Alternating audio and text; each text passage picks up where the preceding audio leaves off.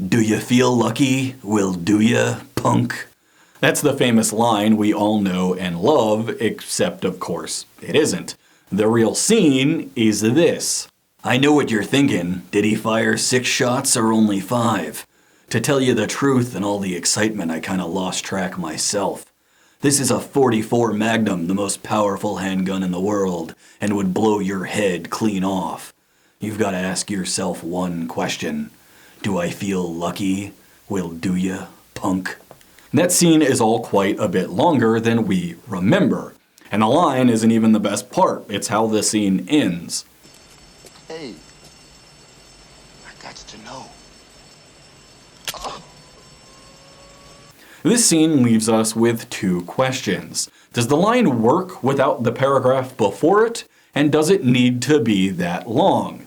That's right, losers, I'm using Clint Eastwood to trick you into a conversation about editing. Iconic is a line that gets thrown around a lot. After all, we all remember Aiden Pierce's iconic hat from Watch Dogs, right? Well, unlike that particular hat, the scene in Dirty Harry is certainly iconic. It represents a shift away from the Western and towards the gritty crime dramas of the 70s, things like The French Connection and the aforementioned Dirty Harry. But it's only the last bit that is the icon. No one talks about the .44 Magnum bit or how he's lost track of the bullets, and no one talks about how the scene ends. Now compare that to something like Had to Be Me. Someone else might have gotten it wrong. Damn good line, well used, but how much of that scene do you really remember? Because it really goes something like this. Shepard, please. Need to do this. My project, my work, my cure. My responsibility. Would have liked to run tests on the seashells. I'm sorry. I'm not. Had to be me. Someone else might have gotten it wrong. It helps that he sings the song afterwards.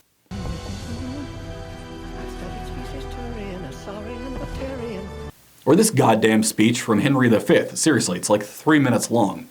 Now, my fair cousin, if we are marked to die, we are enough to do our country loss.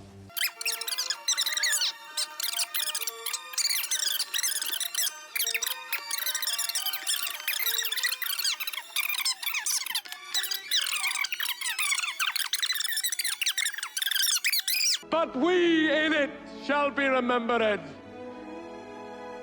We few. We happy few. We band of brothers.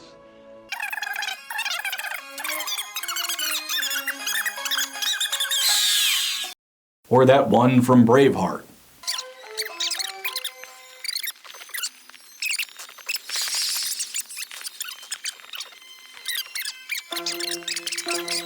That they may take our lives, but they'll never take our freedom!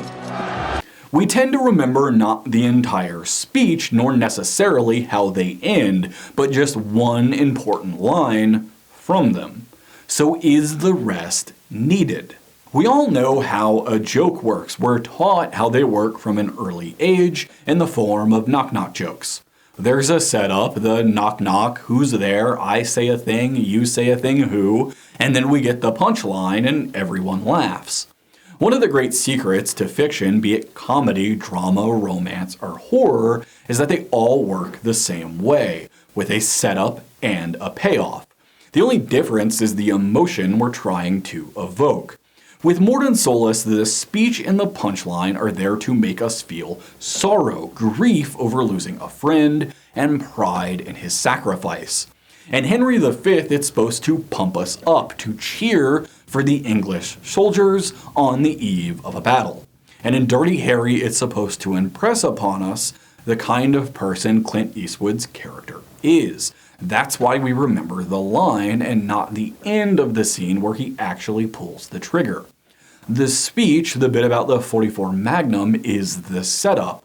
The line, the payoff, and the ending, the falling action to ease us out of the tension. As writers, we love this stuff, to take a character we've created, set them upon a stage, and have them luxuriate in this style of dialogue in these big moments. But if the reader, viewer, what have you, only remembers that one line, only remembers the final punch, Was the rest of the fight necessary? The easy answer is simply yes. Yes, it is. The joke doesn't work if you only deliver the punchline. It needs the setup to create the tension necessary for the payoff, like slowly tightening a catapult or applying pressure to a spring. But the more difficult question, the one our editor brains have to answer while our writer brains are off writing pages and pages of nonsense, is how much setup is needed. What's the minimum viable setup to get the joke to land? The shortest we can make the runway so the plane can take off. Do you set the bomb for 6 minutes or 3? Let's go back to the Dirty Harry scene. We absolutely need the first sentence. The joke scene setup doesn't work without it. As much as I dislike it, I think we probably need the second line too, though it's debatable. It provides space between it and the fourth line, which is also needed. And obviously we need the punchline, otherwise there's no point to the setup. But that magnum line, the advertisement nestled in the middle of the speech, I bet we could have cut that and not lost anything. Jumping back to Mordin Solus, one of the reasons that scene hits so hard is the lines are so short. He says one line getting into the elevator, cementing who his character is, and then he says his most iconic line, sings the song to remind us of the good times, and gets blown to smithereens. It's basically perfect. And that setup punch release with nothing in between, with zero fat to trim, helps the moment land all the harder. And it's not just endings. Let's take another look at that line in GoldenEye.